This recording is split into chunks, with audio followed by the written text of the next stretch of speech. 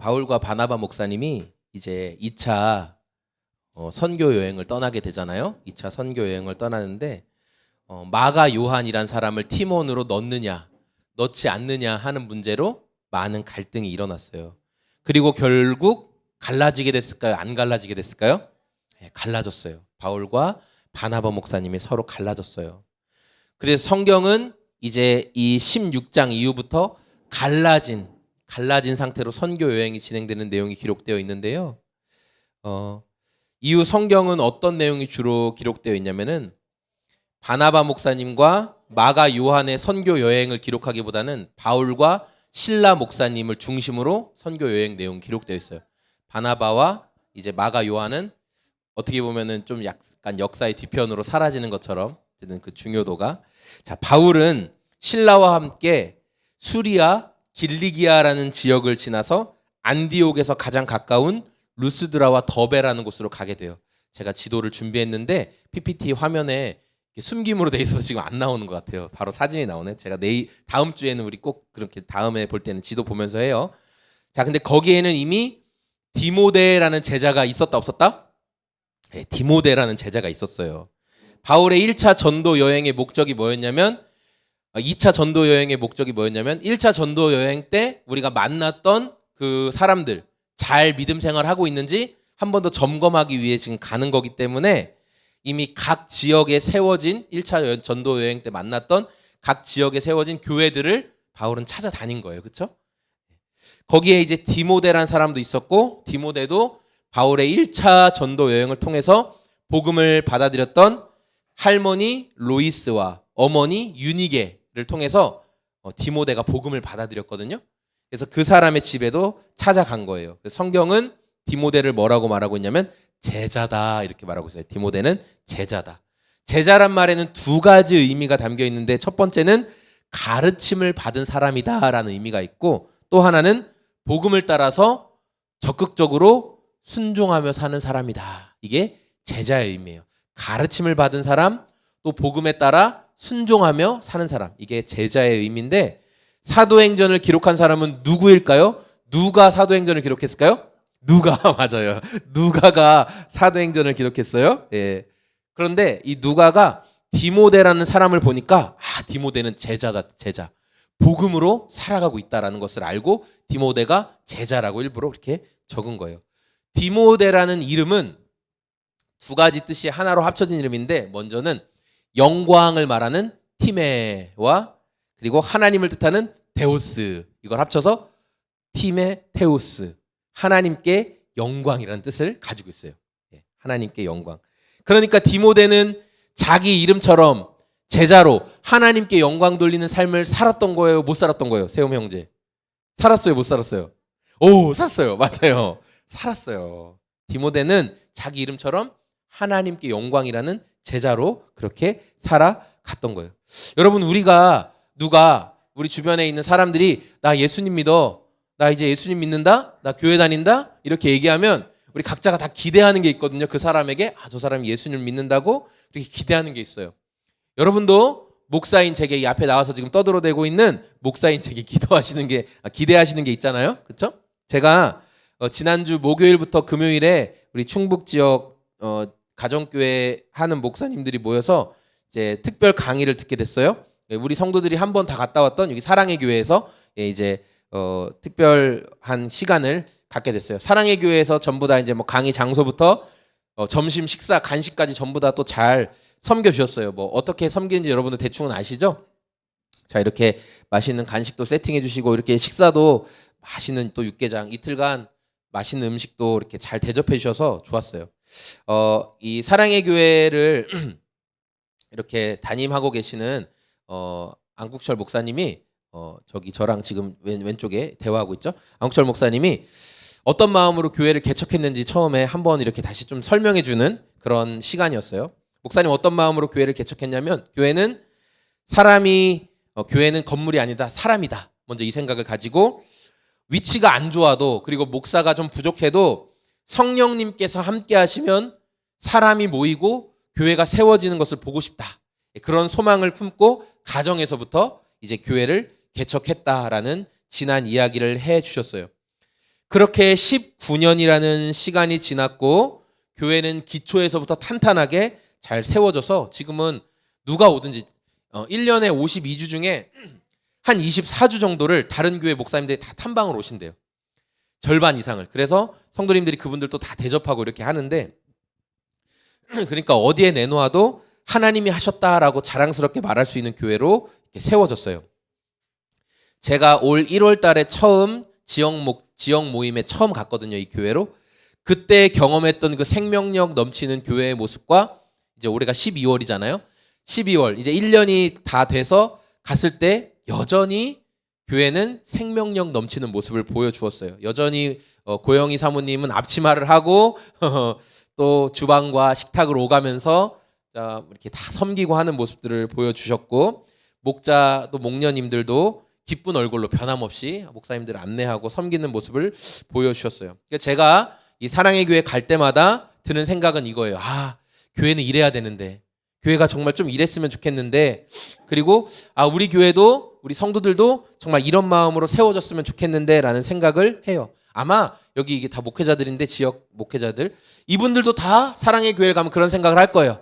우리 교회도 정말 사랑의 교회처럼 세워졌으면 좋겠는데, 그렇게 꿈꿀 거예요. 하지만 그렇게 되지 못하는 저의 모습을 저는 보고 있어요. 우리는 왜 사랑의 교회처럼 될 수 없을까? 저는 그 목요일, 금요일 날 했던 그 특강 시간을 통해서 한 가지 사실을 성령님께서 깨닫게 해주셨는데, 그게 뭐였냐면, 이 안국철 목사님이 강의하시면서 처음에 이런 말씀을 하셨거든요. 저는 교회를 시작하면서 성도와 운명 공동체가 되고 싶었습니다. 이렇게 말씀하셨어요. 운명 공동체가 되고 싶었다, 성도와. 여러분, 운명 공동체가 무슨 뜻이냐? 운명이라는 것은 한번 정해지면 바뀔까요? 안 바뀔까요? 우리는 운명은 이제 안 바뀐다 이렇게 생각하잖아요. 그러니까 이제 흔히 우리가 생각하는 개념으로 한번 정해지면 바꿀 수 없다. 이게 우리가 흔히 생각하는 운명인데, 성도와 운명 공동체가 된다라는 말을 저는 어떻게 해석했냐면은, 성도가 망하는 자리에도 내가 끝까지 함께 있어 주겠다. 저는 그렇게 해석이 되어졌어요. 즉, 어떤 자리든지 나와 함께하는 성도가 있는 자리라면 내가 그 자리에 끝까지 있어 주겠다. 그 마음이 운명 공동체라는 단어 속에 담겨 있다라는 것을 저는 그렇게 받아들였거든요. 그런데 거기에서부터 엄청난 차이가 생겼다라는 것을 성령님께서 깨닫게 해주셨어요. 또 이런 말씀도 나누셨는데, 사람은 영적이기 때문에 영적인 것을 찾아간다라는 말씀을 해주셨어요. 그래서 우리가 새해가 되고, 이제 좀 있으면 새해가 되죠. 중요한 결정을 내려야 돼요. 뭐 사업이든 또 진로든 또 자녀들의 어떤 문제든, 이런 것들 가운데 여러분 잘 풀리지 않은 어려운 문제가 생기면 또 새해를 시작할 때 중요한 결정을 앞두고 우리는 어떻게 해야 돼요? 무당 찾아가시면 안 됩니다. 사람들은 찾아가죠. 새해에 어떻게 해야 됩니까? 어디에서 큰 재물을 얻을 수 있습니까? 이런 식으로 영적인 냄새를 조금만 풍기면, 그래서 여기 항상 요새 무당집도 이거 붙여놓잖아요. 갓 신내림 받았어요. 이거 안 맞으면 점사비 안 받습니다. 붙어 있더라고요. 영적인 냄새가 조금만 풍기면 거기에 시간과 돈을 쓰는 걸 전혀 아까워하지 않아요. 왜냐하면 사람은 영적이기 때문에. 어디서든 영적인 냄새가 조금만 풍기면 사람들이 그렇게 몰려가는데, 하물며 하나님 냄새가 풍기는 교회 안에 사람들이 왜 안 몰려들겠어요? 하나님 냄새가 풍기면 사람들은 몰려들 수밖에 없어요. 그래서 이 사랑의 교회는 하나님 냄새가 풍기는 교회이기 때문에 성도들이 찾아가는 거예요. 거기에 많은 성도들이 이렇게 이야기하기를 주저하지 않아요. 친구든 함께 관계를 맺고 있는 주변 사람들이 어떤 어려움이나 문제가 생겼다. 그러면은 그 성도들이 뭐라고 얘기하냐면, 언니, 야, 동생아, 너 우리 교회 한번 와봐라. 너 우리 교회 한 번만 오면 네 문제 다 해결된다, 진짜. 너 우리 교회 한번 와봐. 진짜 그 얘기를 너무 쉽게 얘기하는 거예요. 그래서 어떤 목사님들이 그랬대요. 탐방 오신 목사님들이. 아니, 성도님, 왜 그렇게 쉽게 우리 교회 오면 문제가 다 해결된다고 그렇게 확신하면서 말합니까? 증거 있습니까? 사람들이 교회 갔다가 어려운 일 다 당하고 힘들고 그냥 다 포기하는데 왜 그렇게 확신에 차서 이야기하세요? 우리 교회 오면 다 해결된다고. 그랬더니 그 목자님, 그 성도님이 뭐라고 얘기했냐? 제가 증인입니다. 제가 증인이에요. 제가 어떤 삶을 살았는지 목사님이 아시면 깜짝 놀랄 거예요. 그런데 제가 지금 이렇게 이 교회에 섬기고 있잖아요. 제가 변화된 증인이에요. 그런데 이게 그 교회에 다니고 있는 성도들뿐만 아니라 저도 얼마 전에 이렇게 구리에서 이렇게 자매들이 몇 명 또 찾아왔었잖아요. 그래서 저희 이제 같이 했던 자매들이 찾아와서 얘기하다가 사역도 힘들고 너무 어렵고 자기 어려운 얘기를 막 했어요. 근데 제가 거기서 뭐라고 얘기했냐면 저거 사랑의 교회 가면 되는데 야, 너 사랑의 교회 몇 번 다녀오면 진짜 좋을 텐데. 제 입에서 그 말이 나오더라고요. 제 입에서. 그런데 왜 어려운 문제를 겪고 힘든 상황 가운데 있는 사람에게 여러분 소금 제작소 교회 한번 가보세요. 우리 목사님 한번 만나보세요. 우리 이성민 목사님 한번 만나면은 진짜 문제 해결될 겁니다. 왜 그렇게 말하지 못할까? 그런 생각을 하게 됐습니다. 그래서 그 이후에 답이 뭐냐? 그러니까 왜 나도 우리 교회 한번 와봐라.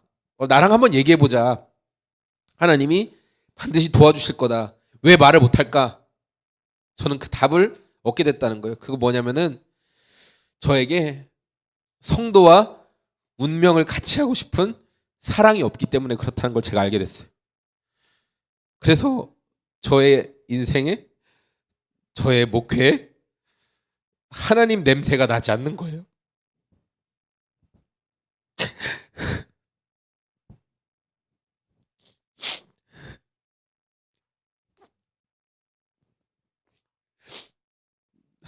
목회를 하는데 하나님 냄새가 나지 않는다는 게 정말 비참하다는 생각이 들었습니다. 지난주 이 목사들만 모인 자리에서 있었던 어떤 사건을 겪으면서 제 마음 가운데 해결되지 않은 분노가 있었거든요. 서로 자기 힘든 일은 안 하려고 피하고 회의에 참석하지 않는 그런 목사들의 모습을 보면서 제가 목사가 왜 저 따위야 라는 생각을 하게 됐습니다. 그래 놓고는 성도들한테 가서는 헌신해라, 봉사해라, 남들이 다 피하는 일도 마다하지 말고 순종해라 그렇게 가르칠 텐데 라는 생각을 하면서 제가 목사들의 위선이 정말 꼴보기가 싫었거든요. 그런데 결국 그 분노 또 그 위선에 찬 행동은 그 자리에 함께하지 않은 목사들뿐만 향한 게 아니라 그 위선 속에는 결국 제 모습도 있었다라는 거예요. 말만 그럴듯하게 하고 정말 성도와 함께 운명 공동체로 그 사람이 망하는 자리에도 내가 함께 가겠어. 성공하고 잘되고 잘 나가는 자리뿐만 아니라 목사님 저 망했어요. 목사님 저 사업도 망하고 뭐도 안 되고 다 안 됩니다. 저 이제 교회 떠나야 될 것 같아요. 그렇게 말하는 자리에도 성도님 제가 같이 있어 드릴게요. 제가 기도해 드릴게요. 제가 같이 울어 드릴게요. 그렇게 하고 싶은 마음이 없던 저의 위선적인 모습을 주님께서 계속 생각나게 해주시면서 저는 마음이 너무 괴롭고 슬펐습니다. 하나님 냄새를 내지 못하는 목회를 하고 있다는 것이 너무나 마음이 괴로웠습니다. 그러나 동시에 말씀을 통해서 기대하는 마음도 주셨는데요. 우리 같이 한번 말씀을 읽어보겠습니다. 고린도 후서 7장 10절 말씀인데 같이 한번 읽어볼까요? 하나님의 뜻에 맞게 마음 아파하는 것은 회개하게 하여 구원에 이르게 하므로 후회할 것이 없습니다. 그러나 세상 일로 마음 아파하는 것은 죽음에 이르게 합니다. 우리가 하나님의 뜻에 맞게 마음 아파한다면 분명 성령 하나님께서는 저를 변화시켜 주실 것입니다. 혹시 저처럼 성도님들도 자기의 위선적인 모습 때문에 괴롭고 나는 왜 그렇게 못 살까? 그렇게 힘들어하는 분이 계시다면 하나님의 뜻에 맞게 지금 우리가 마음 아파하고 있다는 것을 기대하며 성령 하나님이 반드시 나를 변화시켜 주실 거냐 그렇게 기대했으면 좋겠습니다. 디모데가 하나님께 영광이라는 이름처럼 그렇게 칭찬받는 삶을 살았던 것처럼 우리도 성도라는 부름에 합당한 삶으로 하나님께서 만들어 가실 것을 믿습니다. 저처럼 사랑이 없고 위선적인 모습 때문에 괴로운 분들이 이 자리에 계시다면 하나님의 뜻에 맞게 우리가 아파하고 있는 것입니다. 하나님께서는 우리의 그 아픔을 통해서 연약한 부분을 만지시고 반드시 하나님의 영광을 드러내 삶을 사용해 주실 것입니다. 우리가 그 하나님 더 기대하는 그런 성도의 삶을 살았으면 좋겠습니다. 유대인 어머니와 헬라인 아버지 사이에서 태어났던 디모데는 태생적으로는 유대인들에게 인정받지 못하는 약점이 있었습니다. 하지만 성령 하나님께서 디모데를 만들고 다듬어 가시면서 하나님의 은혜를 드러내는 도구로 그가 살았다는 것을 우리는 말씀을 통해 알 수 있습니다. 우리가 하나님의 자녀가 되었다면 우리 안에 계신 성령님께서는 반드시 우리를 예수님 닮은 모습으로 변화시켜 가실 것입니다. 하나님의 뜻 안에서 우리가 근심할 수는 있겠지만 주님은 그런 과정을 통해 우리를 더욱 예수님 닮아가게 하실 것입니다. 우리를 더 예수님 닮아가게 하실 그 하나님을 기대하고 신뢰하는 저와 우리 함께 예배하는 소금제작소의 모든 성도님들이 다 되시기를 소망합니다. 아멘.